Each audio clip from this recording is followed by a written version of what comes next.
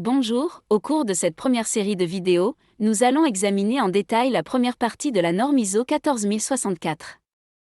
Nous commencerons par la terminologie, telle qu'indiquée dans le paragraphe 3.1 de la norme, termes relatifs aux gaz à effet de serre.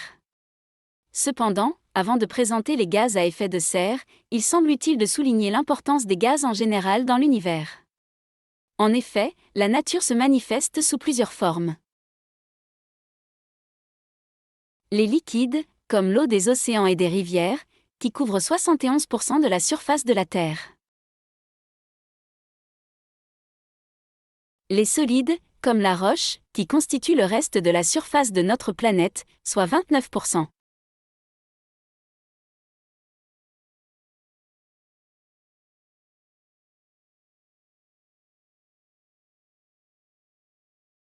Et les gaz, invisibles à l'œil nu, qui représentent 0,04% de l'atmosphère terrestre.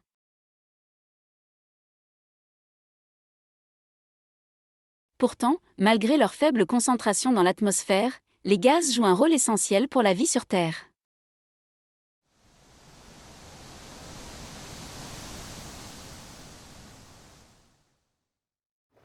Sans oxygène, point de vie.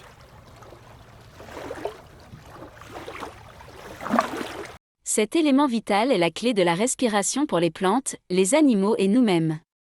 Privés d'oxygène, nos corps et les écosystèmes dans lesquels nous évoluons seraient condamnés à l'extinction. Mais ce n'est pas tout. Sans dioxyde de carbone, adieu la photosynthèse. Les plantes ne pourraient plus utiliser ce gaz pour produire de précieux glucides et de l'oxygène grâce à leur incroyable pouvoir de photosynthèse.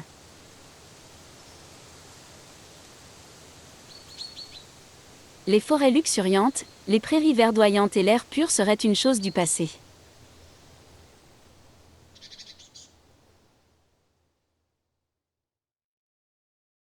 Et que dire de l'azote ? Sans lui, la synthèse des protéines serait au point mort. Cet élément crucial est le bâtisseur des acides aminés, les briques fondamentales des protéines qui assurent la croissance et le bon fonctionnement de tous les êtres vivants.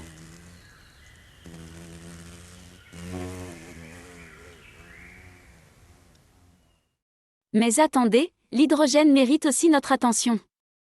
Sans lui, pas d'eau, pas de vie telle que nous la connaissons.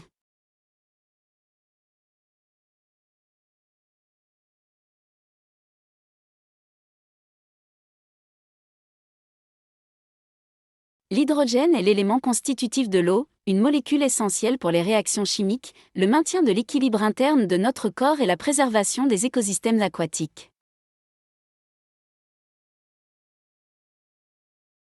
Et enfin, n'oublions pas le méthane. Bien que le méthane soit un puissant gaz à effet de serre, son rôle dans ces écosystèmes est crucial. Il contribue à maintenir des conditions favorables à la vie dans les marais en régulant le niveau d'oxygène dans le sol et en fournissant de l'énergie pour les micro-organismes qui y vivent. Bien que présents en quantité réduite dans notre atmosphère, les gaz jouent un rôle crucial dans la vie sur Terre. Le moindre changement dans leur composition peut avoir un impact majeur sur notre survie et celle de tous les êtres vivants. Voici maintenant quelques questions pour approfondir votre compréhension de cette séance de formation et renforcer votre connaissance des gaz et de leur importance pour la vie sur Terre. Première question, quel est le pourcentage de la surface de la Terre est couvert par des liquides comme l'eau des océans et des rivières ? 29%, 71%, 50% ou 80%. Réfléchissez bien avant de répondre.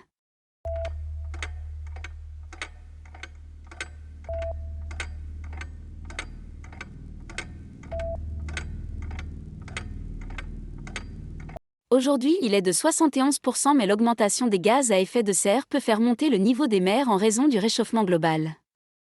Ce réchauffement provoque la fonte des glaces polaires et des glaciers, augmentant ainsi le volume d'eau dans les océans. Cela pourrait potentiellement augmenter le pourcentage de la surface de la Terre couverte par l'eau. Deuxième question, quel gaz est essentiel pour la photosynthèse ? L'oxygène ? L'azote ? Le dioxyde de carbone ? L'hydrogène ? Réfléchissez bien avant de répondre.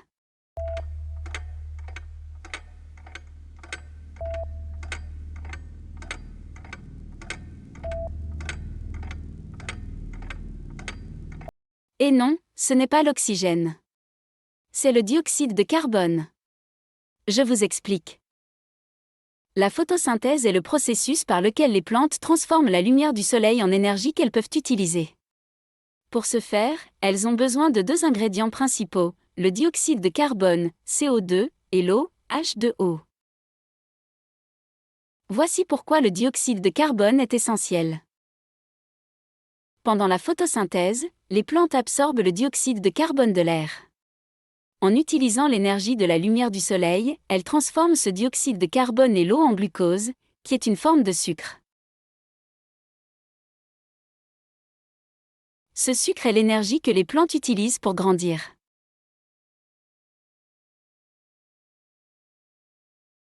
L'oxygène n'est pas un ingrédient que les plantes utilisent pour fabriquer du glucose. L'oxygène est en fait un produit de la photosynthèse. Quand les plantes transforment le dioxyde de carbone et l'eau en glucose, elles produisent également de l'oxygène comme sous-produit. C'est cet oxygène qui est libéré dans l'air, ce qui est essentiel pour nous et pour les animaux.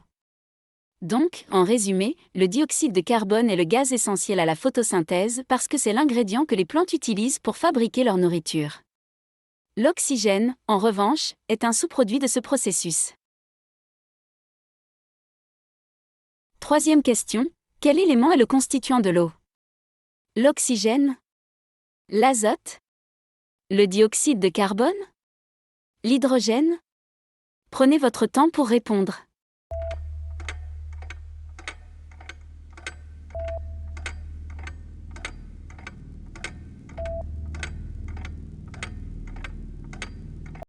Si vous avez répondu l'oxygène, ce n'est pas faux. Si vous avez répondu l'hydrogène, ce n'est pas faux. Si vous avez répondu oxygène et hydrogène, ce n'est pas faux. Pourquoi? Il faut savoir que l'eau est constituée de deux éléments, l'hydrogène et l'oxygène. La formule chimique de l'eau est H2O, ce qui signifie qu'une molécule d'eau contient deux atomes d'hydrogène, H, et un atome d'oxygène, O. Pour conclure, je vous encourage vivement à prendre contact avec Dr Ben. Son expertise est indéniable et en plus de sa connaissance encyclopédique, il a un grand sens de l'humour. Il adore faire des blagues, surtout sur les normes ISO. Vous ne serez pas déçus si vous lui demandez de vous en raconter quelques-unes. Voici une de ses blagues sur le sommeil éco-responsable. Pour mettre en place la norme ISO 14064-1, une entreprise a fait appel au célèbre Dr Ben, un expert renommé en environnement. Le jour de l'audit, Dr Ben entre dans les locaux et commence à inspecter les différentes zones. Tout se passe bien jusqu'à ce qu'il arrive dans les bureaux. À sa grande surprise, il trouve tous les employés profondément endormis. Intrigué, Dr Ben demande ce qui se passe, et un employé, encore un peu endormi, répond « Eh bien, Dr Ben, vous savez, nous avons découvert que le meilleur moyen de réduire notre bilan carbone était de réduire notre empreinte écologique pendant les heures de travail. Alors, nous avons mis en pratique la méthode du sommeil éco-responsable.